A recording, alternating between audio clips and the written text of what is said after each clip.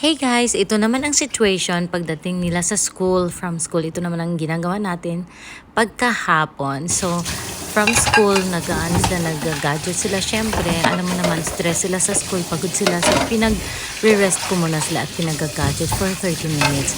While lilinis ako ng kitchen para naman, bago ako magluto, nililinis ko talaga ang kitchen para maayos at malinis bago ako mag-prepare ng dinner. Ayan, malinis na. And then ngayon, niisip ko, ang ilulutuin natin ay sopas. Kasi nga, malamig, maganda sa panahon. Ang sopas sa malamig na panahon. And then, alam nyo guys, ang hirap kaya mag-voice over. Yung inaano mo, tinatansya mo yung ginagawa ko sa sasabihin ko. Oh my God. Ayan, hiwa na tayo ng gulay.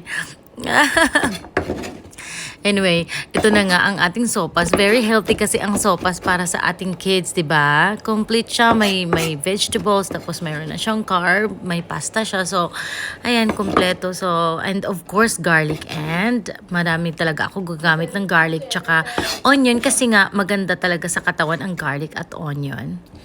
Ayan, maglagay din tayo ng hotdog. Basta kanya-kanya na lang tayo ng trip ng guys, ng sopas. Kasi hindi naman talaga ako magaling magluto. Pero I'm trying my best. And this is our cabbage. Paslak na dira. Simple-simple na.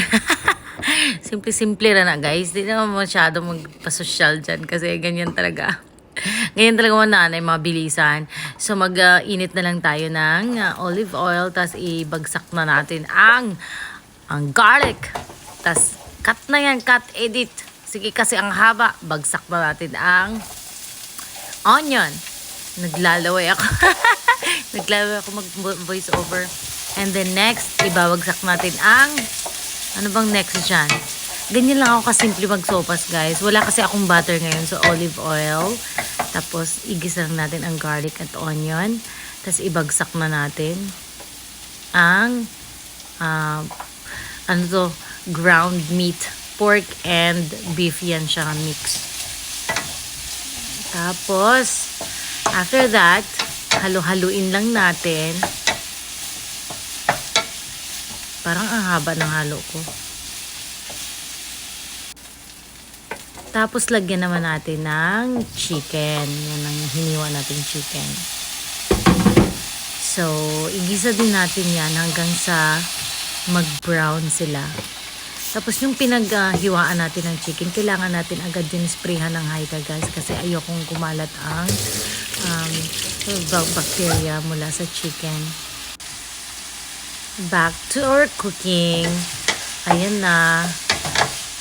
Nag-brown na sila. So ibagsak na natin ang diktador. Ay charot. Ang ang iba pang ingredients, ang carrots. Sorry.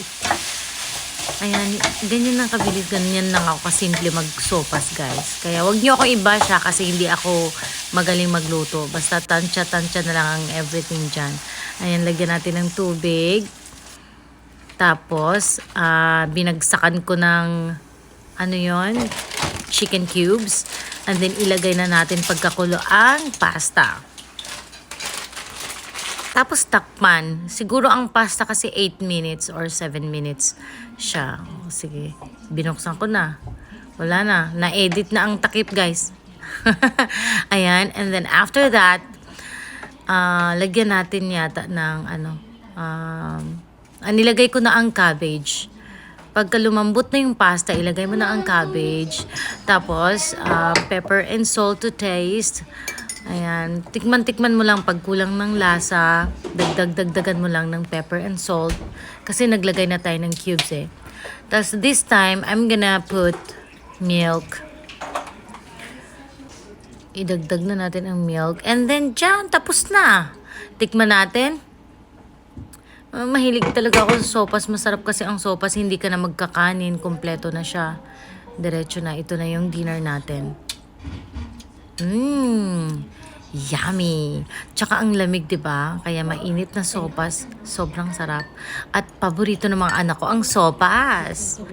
Di ko na nakunan si Nene kumain at while waiting sa ofuro namin, nanood muna ako ng Netflix. Hi, sa wakas natapos na rin ang aking araw at ito nakapag-relax na ako sa aking ofuro and then this hot bath aroma siya, ang bango.